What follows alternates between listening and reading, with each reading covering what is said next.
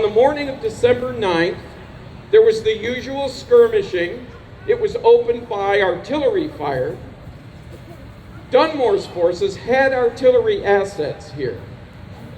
A handful of small caliber artillery pieces that they were able to use in fighting the Virginians. The Virginians, for their part, had no artillery here. The island was a locality where typically the Virginians positioned forward observers to keep an eye on the British. And you're hearing the muskets pop from this advance guard of individuals on the island. When they saw the British troops begin to come out of Fort Murray and form themselves up for an advance, they opened fire on them.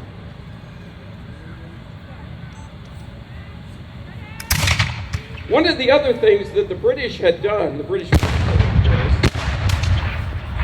they had taken up the boards off the bridge so the Virginians could not attack them. And one of the things that the observers observed was British troops bringing those planks back out and laying them back down so that they could cross. And this was, to the pickets on the island, a clear indication something was about to happen. The British troops come out and they occupy the island.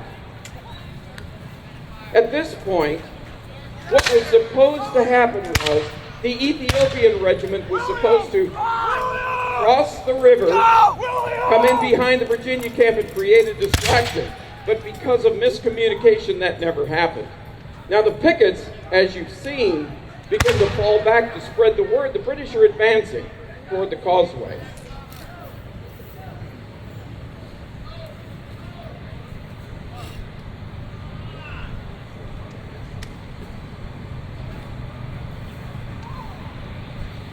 The last picket from the Virginia side of the army, who remained and continued to fire when he had advised his comrades to retreat back to the Virginia camp and spread the word, was a man named Billy Flora.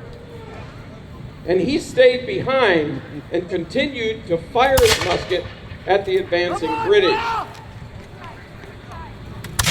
One of the most interesting things about Billy Flora is he's unique as a Virginia soldier. He is a free black man from the city of Norfolk who has taken his stand with the Virginians. He eventually falls back. The British troops take possession of the island and move up their artillery. The main Virginia camp is so far behind these opening shots, they're not aware of what's going on. At the main earthwork that you see to your immediate left, there is approximately 60 soldiers of an advance guard under a Lieutenant Travis, and they are the ones who do most of the fighting for the Virginia Army in this Battle of Great Bridge.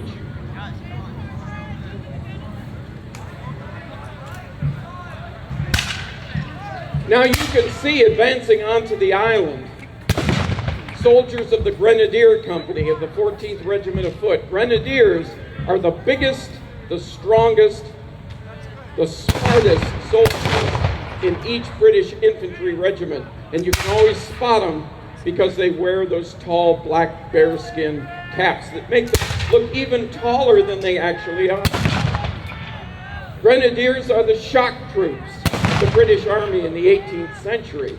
And while you see light infantry with their green plumes in their hats designating them as light infantry, these are smaller, athletic, faster-moving men. The main shock force in the Battle of Great Bridge will be the advance of the British Grenadiers under a Captain Fordyce, who was their company commander.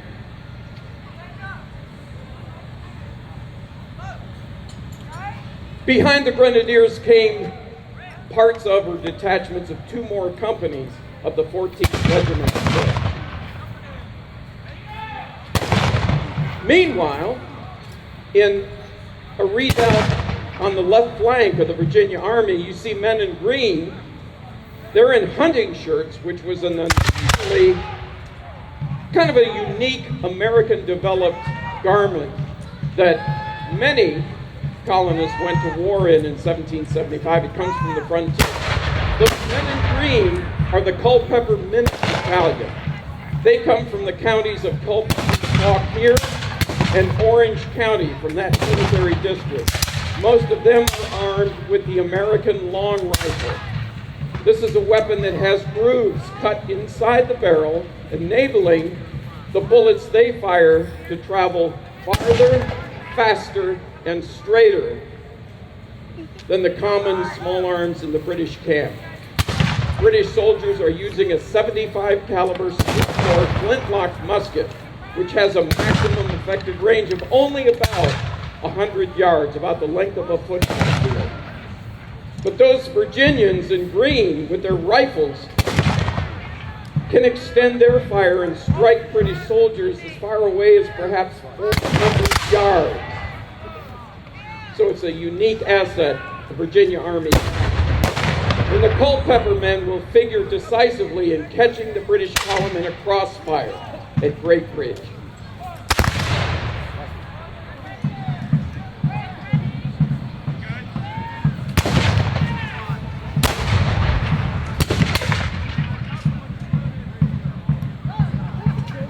There were approximately 140, give or take, British regulars in the three companies of the 14th Regiment of Foot.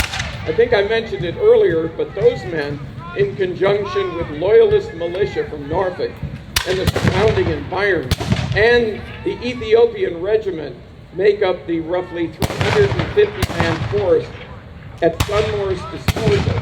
And again, Lord Dunmore is not here on the day of the battle. He's still in Norfolk. His plan had been approved with the specific ideal of having the Ethiopians sweep around and attack the rear, and then the main British force, led by the Grenadiers, would cross the causeway and attack the Virginia camp with a view toward decisively defeating it. You see the Grenadiers in advance, taking the lead.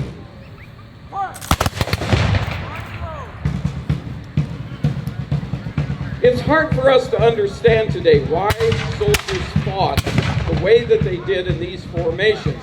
But think of that block of red-coated troops as a machine designed to hurl lead as quickly as possible in a shotgun sort of way at their enemy.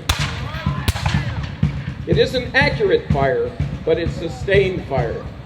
Now you see Captain Fordyce advancing with his grenadiers on the causeway. Because again, the grenadiers are the shock troops. They're the ones who send in first.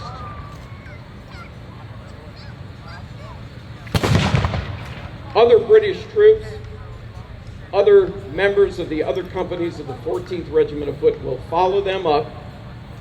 If you're a student of military tactics, you know one of the worst things you can try and do is attack an enemy across a body of water. Essentially, that's what's happening here. So because of the width of the causeway, Fordyce has to compress his front in order to march down that causeway, as you see them doing now. And this is the point at which the Culpeper men in the redoubt on the Virginia left flank are able to catch the British soldiery in a crossfire with their very accurate long rifles. Meanwhile, the 60-man guard at the main earthwork under Lieutenant Travis is providing most of the firepower directly in front of the advancing British column. Captain Fordyce takes a wound to one of his knees, but he pulls himself together, leads his men on, saying, making typical remarks about the day is ours, and he advances.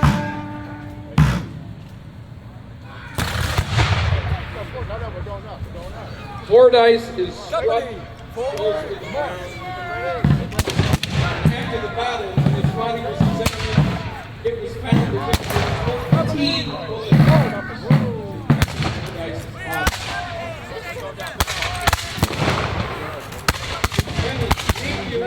of the Grenadier will take care. Fordyce subordinate takes Sweet fire to the rear. They're not ready yet to give up the fight.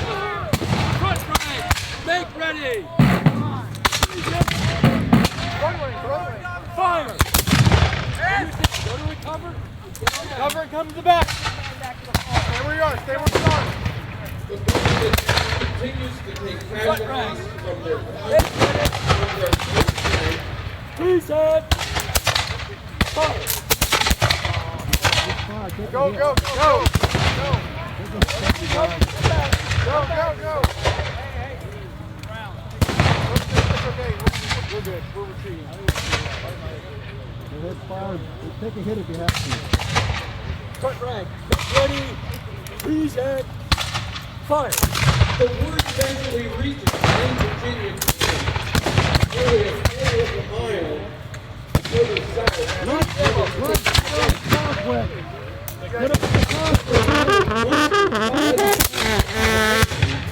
To deal with this threat.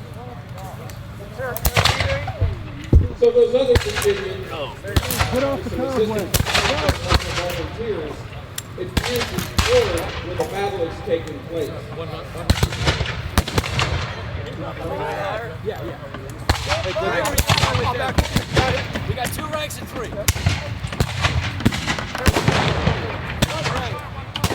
Front rank. Ready.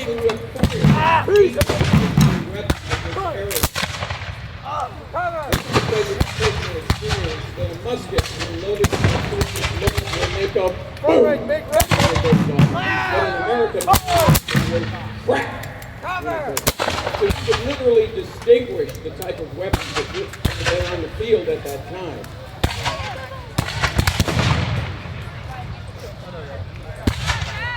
And of course, we're not firing service ammunition out here. We would look louder if we were. There would also be more powder smoke because the charges and arms.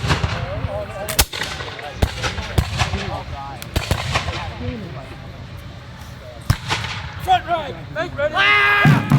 Reset. Fire. Another reason that these men fight in such hungry formation is for their fire to be effective against the enemy. They have to be able to hear the command of their officers. If you can't hear your officer's commands, the unit begins to lose its cohesion, and it cannot keep a continuous rolling fire. British soldiers should be able to load and fire if he's well trained and disciplined. But when the officers go down, that begins to inhibit a unit to be effective in combat. And you see the British troops begin to withdraw back up the causeway toward the island.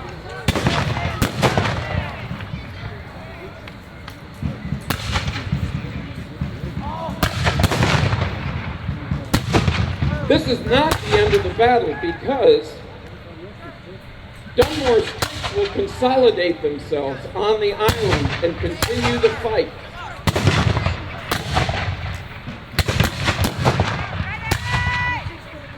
Also, they will begin to employ their artillery to bombard the Virginians.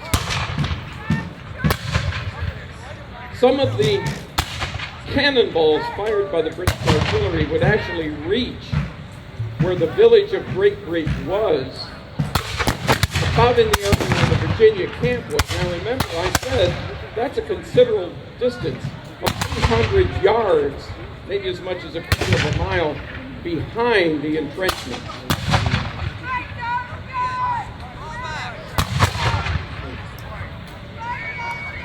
And the fight goes on for a while.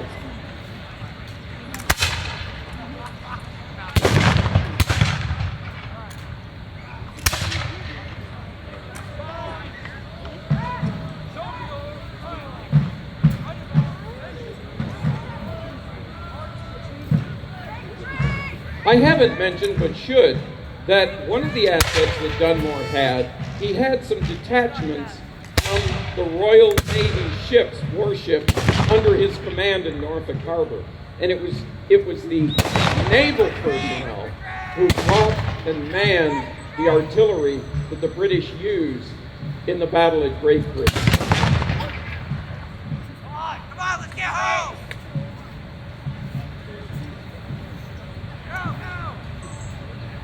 Eventually, seeing that further resistance was futile, the British withdrew from the island back towards Fort Murray. Well, I hope you enjoyed the Battle of Great Bridge reenactment. So until next time, see ya. Filled with gunpowder with a fuse. They wore on their accoutrements, their leather gear, and the Grenadiers Company of the 14th Regiment of Foot will figure prominent. The other thing was, it was believed by a lot of the British soldiery that anyone who